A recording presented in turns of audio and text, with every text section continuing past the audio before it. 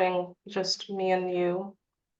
Did it show that little recording has started? Yeah, and it said, Perfect.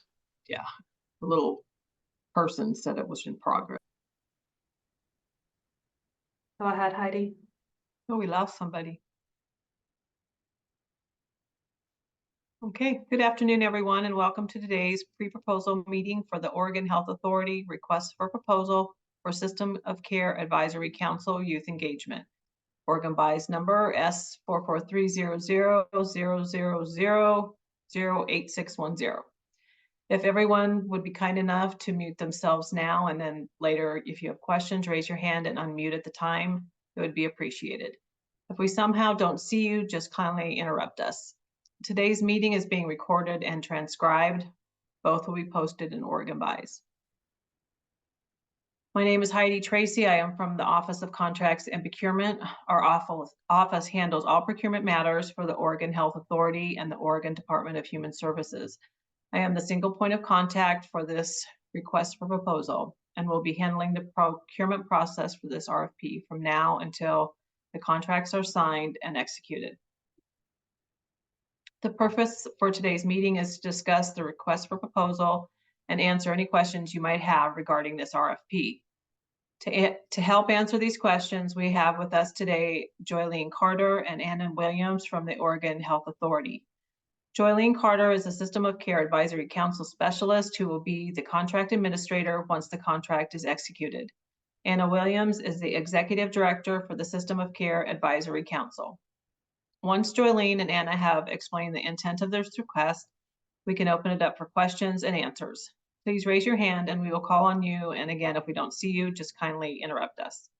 Also note that anything discussed here today and any answers given are not legally binding until they are written and memorialized in the Oregon BIS system. Now it is my pleasure to introduce to you Joylene Carter and Anna Williams from the Oregon Health Authority System of Care Advisory Council.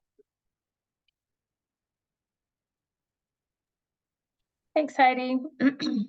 My name is Anna Williams, and I use she, her pronouns. I am the director of the System of Care Advisory Council, and I am going to give you a quick overview of what the System of Care Advisory Council is so that you can put the information that Joylene is going to provide about this RFP into a little bit of a clearer context. Go ahead to the next slide, please. So the System of Care is a philosophy based on a cross-system collaboration which supports youth and families with complex or significant behavioral and mental health needs. It is also an organizing structure adopted by most states in the United States. The goal of the structure and the philosophy is to create an array of services and supports which are youth and family driven, community-based, and culturally and linguistically responsive. Next slide. System of Care in Oregon was done a little bit differently than it has been in other states. So in Oregon, the System of Care structure was required for coordinated care organizations or the organizations that manage Medicaid across the state. Since that such time as we've been using coordinated care organizations to manage our Medicaid. In 2019, which was years later, Senate Bill 1 established the Governor's System of Care Advisory Council, which is the statewide body, and that is the body that is hosting this request for proposals and will be receiving the services of the contractor who's ultimately successful. Oregon's 9 federally recognized tribes use systems of care and societies of care in their work, but that is up to them as they choose to participate in our structure and is not a mandate. Next slide, please. The System of Care strategic plan is crafted on top of 4 pillars. The 4 pillars are youth and family centered, integrated systems, culturally and linguistically responsive services, and community-based services and supports. The first pillar, youth and family centered, says that youth and family are the context experts in the system of care and are the ones who understand what needs to happen for the system to transform to be responsive to their needs.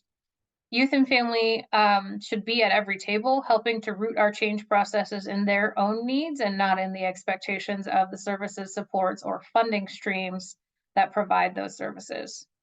The second pillar is integrated systems. This requires blending or braiding funding so that folks can get the care they need from the various services that exist, rather than only being eligible for one thing based, again, on funding streams.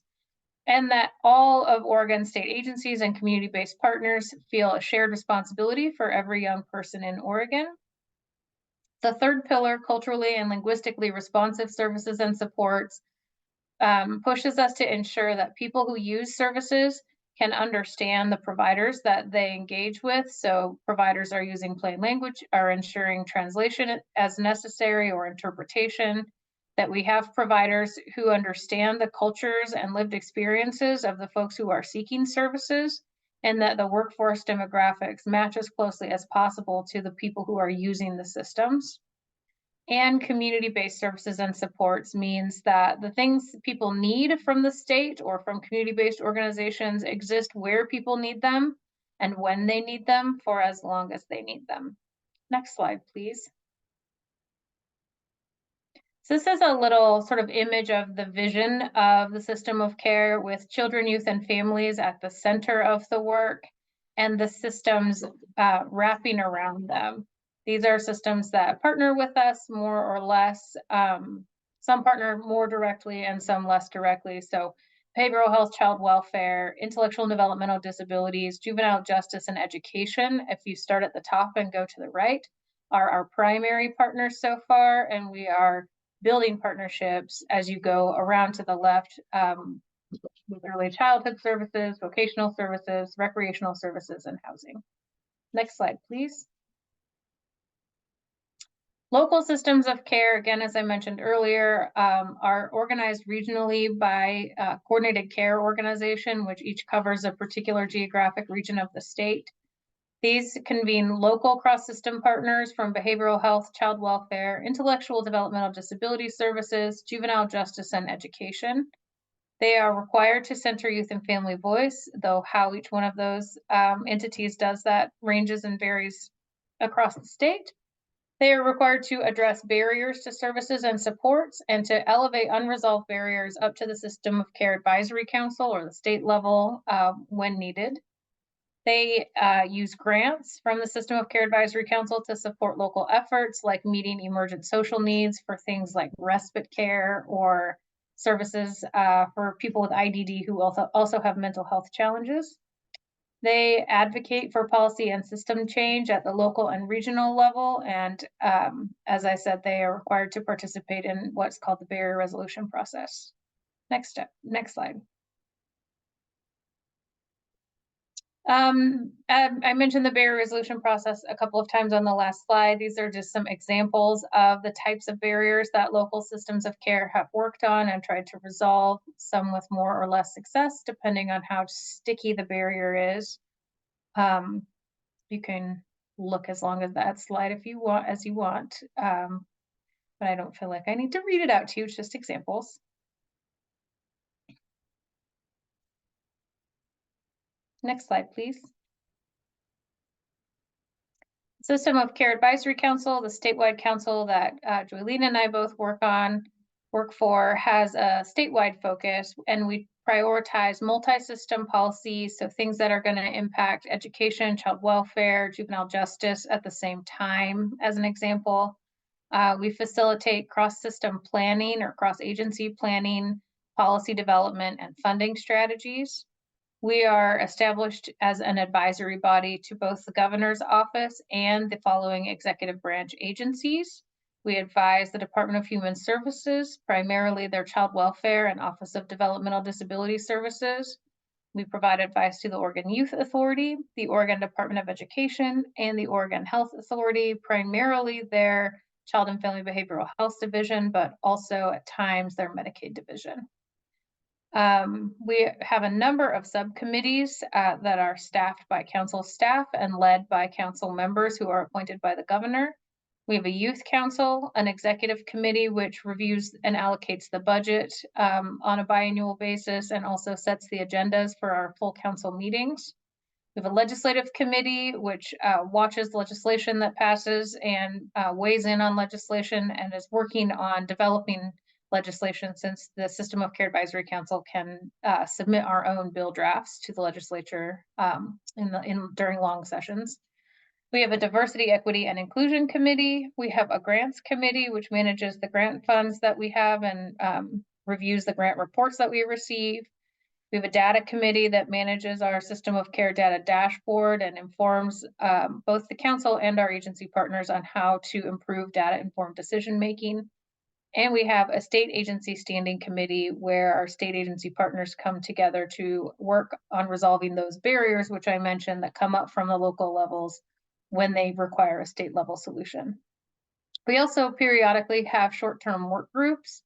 We currently are partnering with Alcohol and Drug Policy Commission on a youth substance use disorder treatment work group to make recommendations regarding access to treatment for youth with substance use disorder.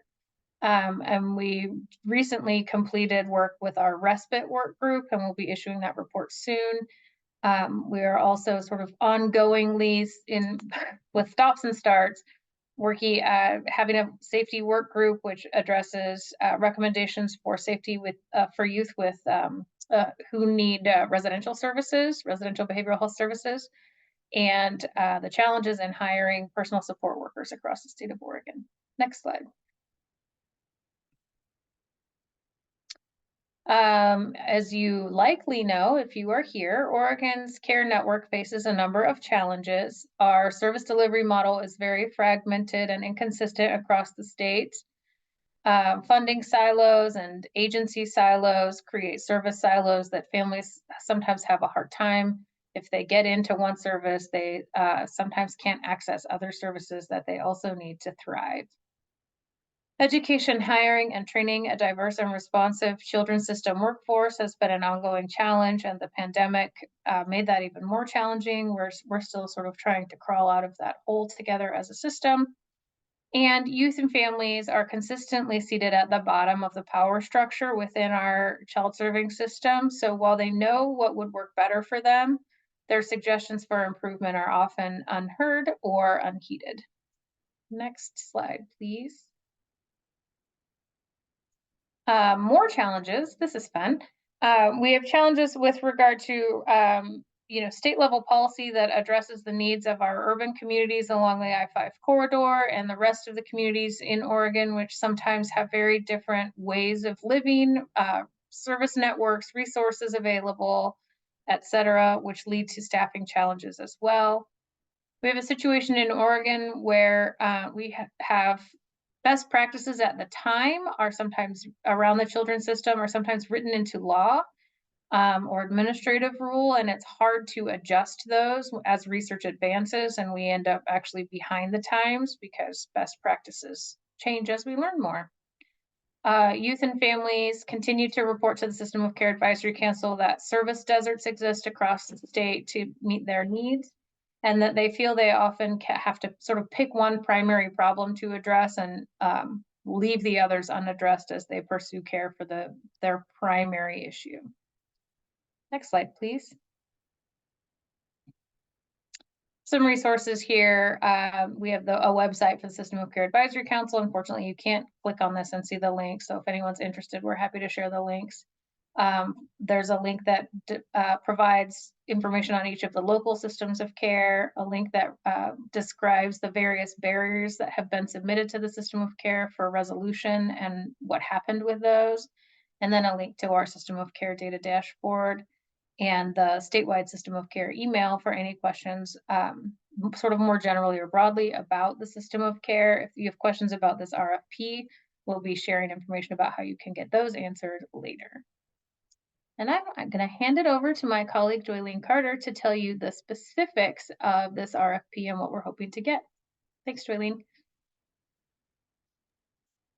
Thank you, Anna. I appreciate that. So hi, everyone. My name is Joylene Carter, and I am the System of Care Advisory Council's Youth and Family Engagement Strategist. So whoever gets awarded this contract will be working directly with me to assist in meeting Pillar 1 of SOCAC's strategic plan, like Anna mentioned before, which is to be youth and family centered. So we're really looking to contract with an organization who is able to support culturally and linguistically responsive youth engagement. This work is going to help make sure that youth voices in our meetings are diverse, meaningfully included, and centered in our decision points within Oregon's system of care. Feel free to follow along as I will be giving more detail on section 2.5 of the request for proposal. So some of the specific work that we are looking for includes outreach mapping. So what this is, we really need to know where young people are already coming together for formal or informal support, as well as what culturally and linguistically responsive organizations they already have trusting relationships with. This is going to help us figure out what's already happening across the state so that we, don't end up wasting resources by recreating the wheel. Instead, we will just know who to build stronger partnerships with. The next is feedback loop mechanisms. We need a way to sustainably implement bidirectional continuous communication with families and youth so that they understand exactly how their input was used to inform policy and systems change. The next is continual assessment and evaluation. So related to the feedback loops, we need a way to regularly assess youth experiences within their systems of care to aid in our continuous quality improvement as well. The fourth point here is providing stipends and gift cards. So this one is really huge for us here at SOCAC. We currently have a way to compensate youth for bringing their lived expertise to our council, but our current method of giving stipends has actually increased barriers to engaging for some of the folks who would otherwise be involved in SOCAC. We hope that by contracting with someone who's able to provide stipends through gift cards, this will solve that problem.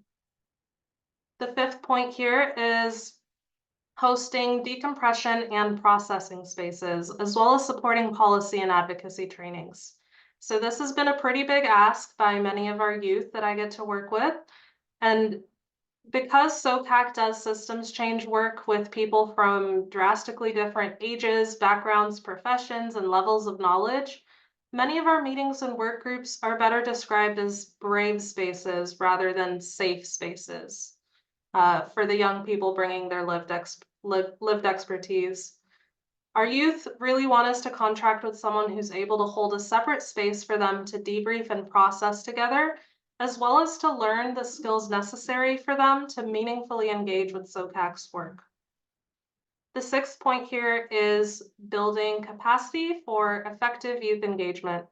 So we're also looking to contract with an organization who can train or coach SOCAC about effective youth engagement. The seventh point is ongoing quality improvement and assurance. So we know that there's things that we could be doing better, and we're looking for a contractor who's able to hold us accountable to SOCAC's vision of youth engagement. So now that you understand the essence of what we're looking for, let's get really specific on the deliverables. So the specific deliverables that we want to have at the end of this contract cycle are, and again, you can follow along from section 2.6. The first one is a landscape assessment and map of youth engagement opportunities within the system of care. The second is a youth engagement plan. We want this plan to be co-created in collaboration with SOCAC's youth representatives. We want this youth engagement plan to include things like outreach strategies, communication, and quality assurance and evaluation.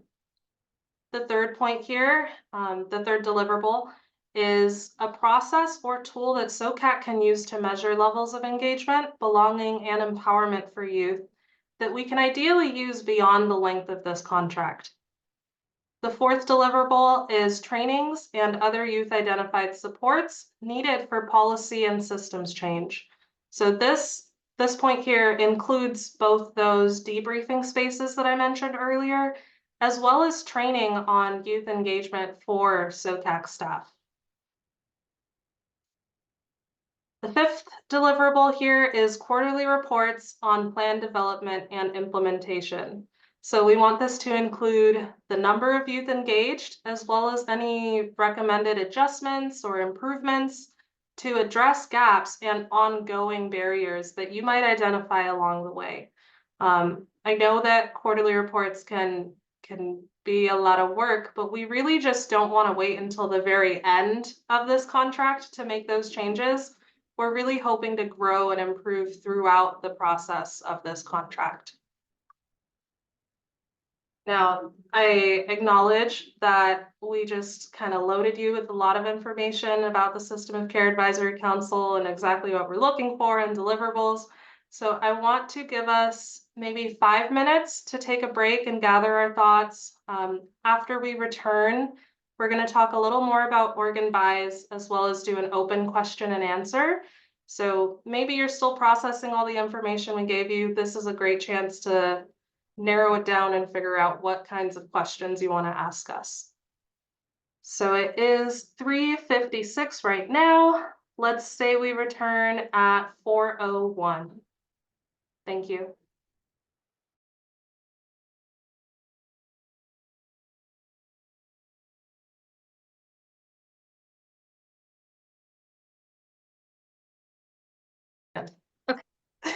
Go ahead. Okay, so I always forget that you can't really see the chat when you're watching a recording. So if you are a person who's watching this on the recording, I just put in the chat that if you have questions or need registration support to get into Oregon Buys, to see this RFP or submit your proposal for this contract, there's a phone number you can call. It is 1-855-800-5046. Pretty visible on Oregon Buys when you go to the website as well if you need any help. Or if you're an email and not a phone person, you can email for help at support.oregonbuys, BUYS, @das.oregon.gov.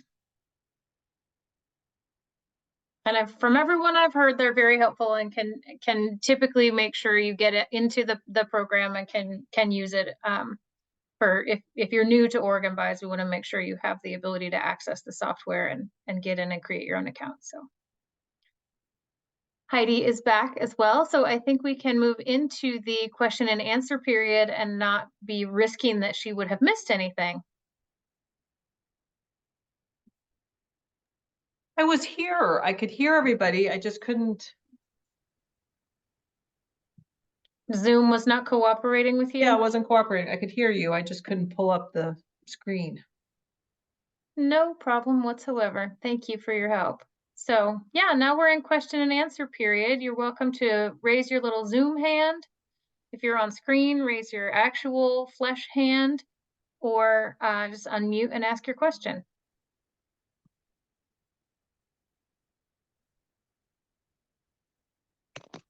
I've got a question about the cost or price proposal part. Can you hear me? Yes, we can. Okay, great, because I'm on my phone. Now I noticed there's one contract being awarded for a max amount of 100,000, but I'm a little confused on how the scoring is then, because it's saying it's doing it based on the lowest price. Like you're comparing it to other lower prices from other proposals. Is that how that's happening? I guess I'm just kind of confused on the cost evaluation part. That's only one part of it. They'll get a score. That's only one part of it. There's two parts to that. Let me pull it up.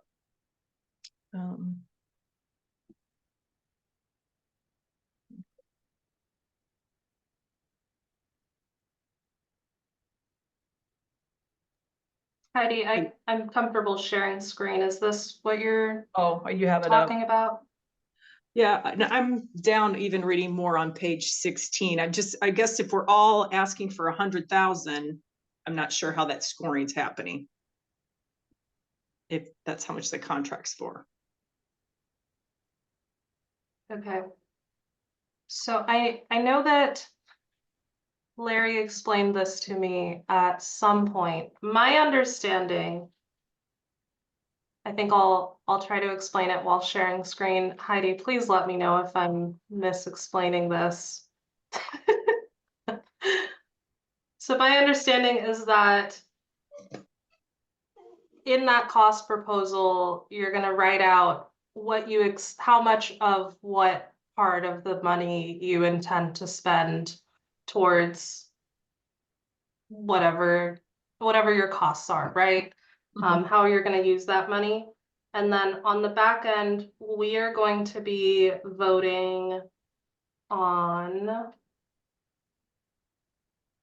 we'll be voting on each of those deliverables, or sorry, we're evaluating this part. Is that correct, Heidi? Hold on, I'm looking at the.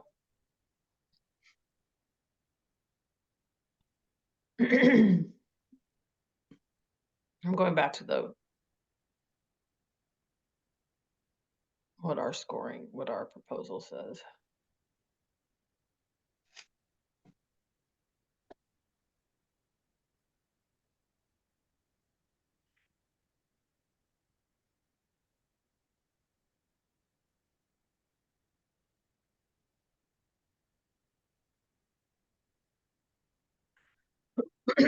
Part of it will be it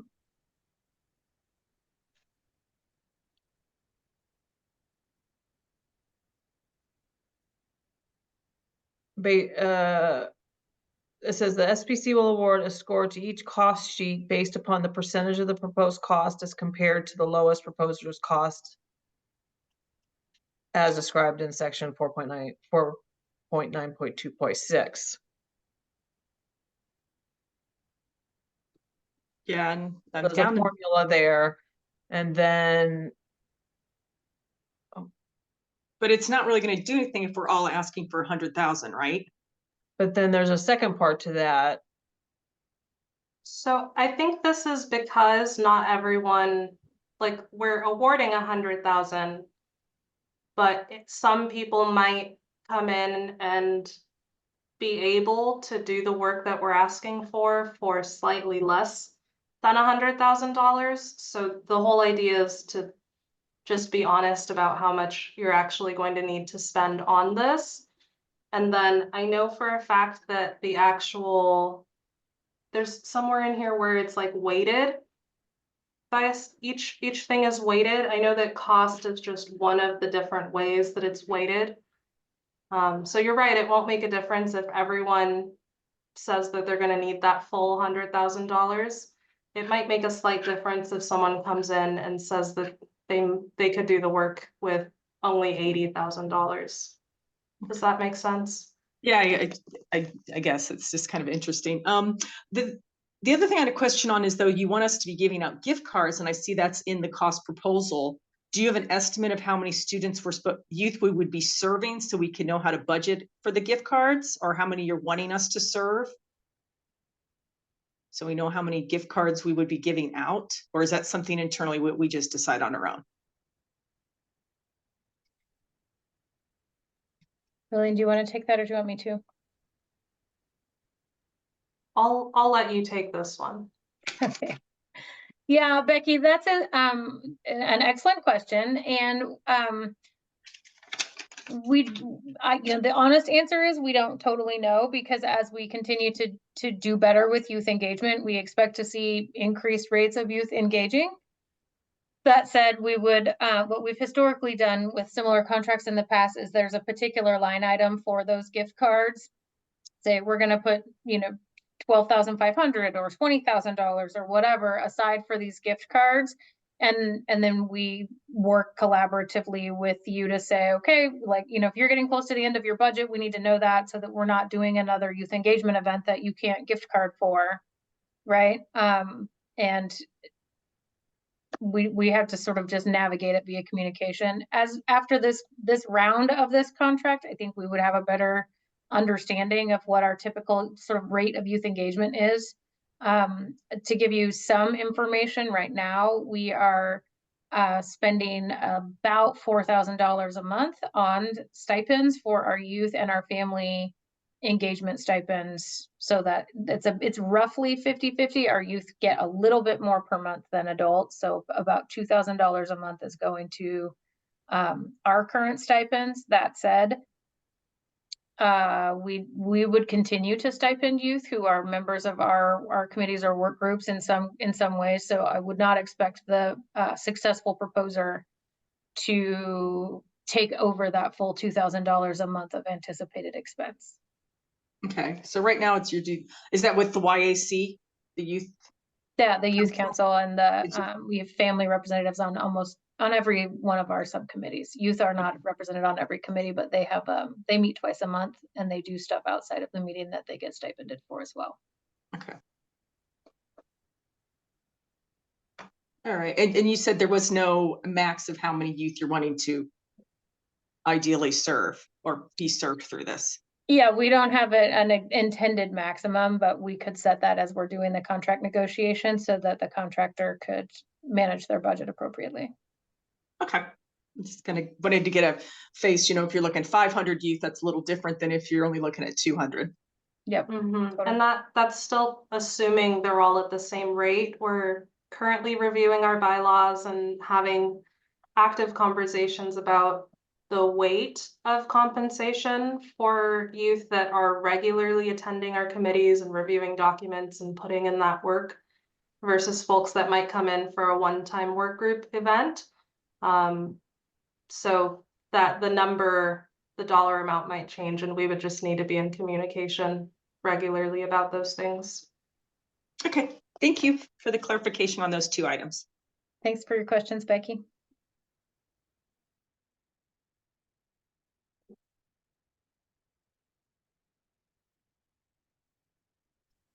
I have some questions. I think I just want to high level just ask, so this contract does not involve us creating a CAC or a YAC or whatever. It's working with the existing SOCAC youth reps and Joylene to do the things that are outlined primarily. Is that right? Correct. Okay, just wanted to make sure that was understood. So the first part about making the map, it kind of describes places where youth are coming together already. And I think that I'm not sure how granular to get there, because that could be huge, or it could be, is it like places where youth are already coming together to give input on their experiences, on systems, on policy or advocacy or something like that? Or is it where they're getting services? Is it like school clubs where they're convening? So I'm just looking for a little more clarification there.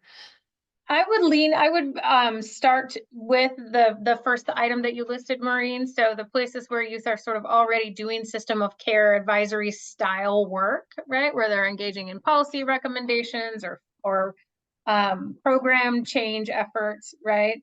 And then depending on like what we thought the capacity was, again, we could iron this out via the contract. If we wanted to get into like the other sort of second layer that I could imagine being relevant would be things like youth drop centers and places where like youth who are involved in multiple systems are sort of naturally congregating that we could try to outreach to and engage. That would be sort of icing on the cake, in my opinion. So if we were prioritizing for the purpose of your scope or the budget, it would be really focusing on youth who are already doing policy or advocacy work in some other setting around human services, behavioral health, developmental disability, right? Like the topics that the System of Care Advisory Council addresses.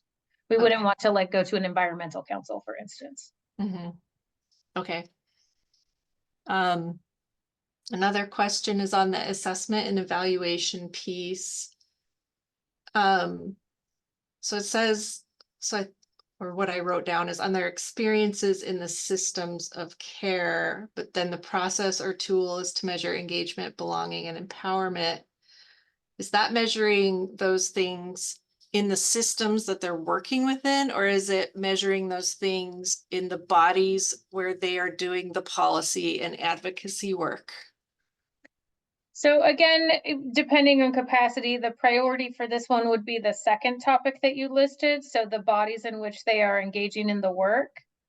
The hope is over time, Maureen, that we would be able to expand and measure inclusiveness and belonging in the service delivery spaces as well. And we're recognizing with the 1-year timeline on this contract and the size of the budget, that's likely a project for a future contract. Yeah, okay. I think that was all that I had. Good questions. Thanks, Maureen. Mhm.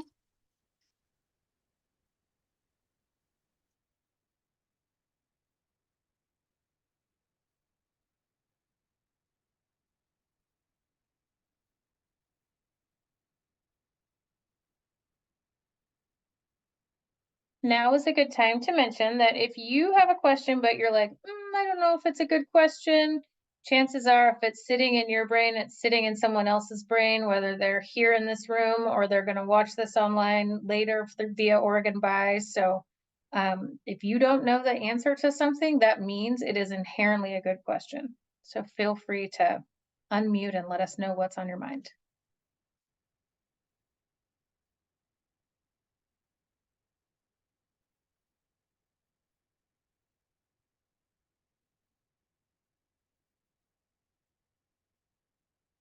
You can also email me up until the 26th.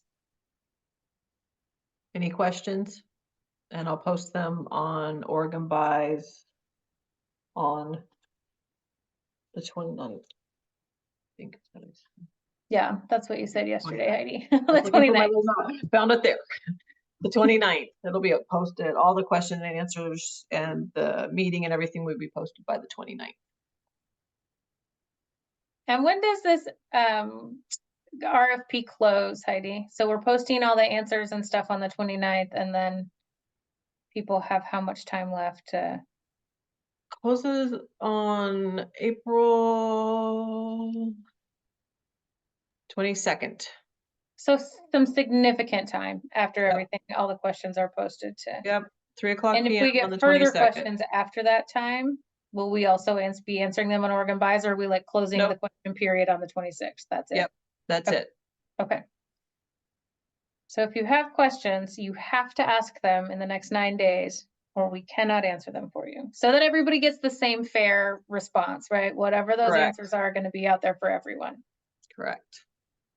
Oh, and I guess I just made the assumption that the contract would be from July to June 2025. You are correct, Yeah. Maureen. Okay.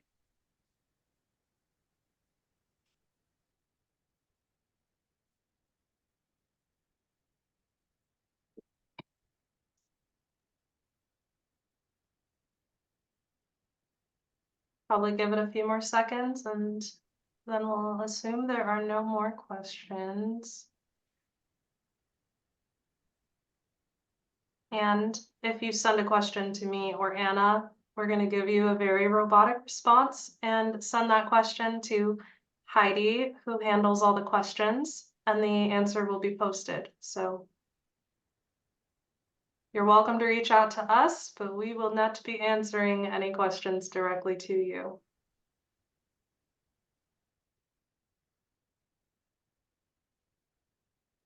Outside of right here, right now. This is our one little loophole. I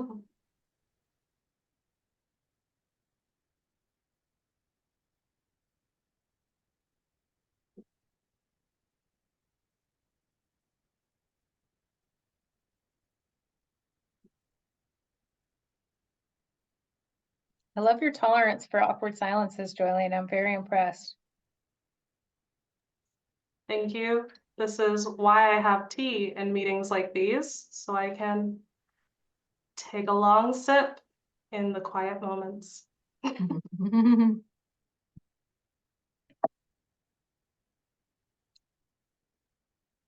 Well, I can't tolerate this any longer. I am not good at awkward silences apparently today.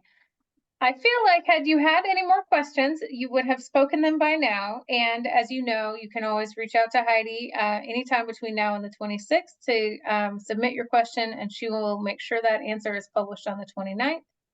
And we look forward to receiving questions and seeing what RFPs are submitted. So thank you all so much for your time and for being here today. And especially thanks to Heidi for her help and guidance as we navigate this process. Thank you all. Thank you, everybody. Bye-bye. Bye. Bye.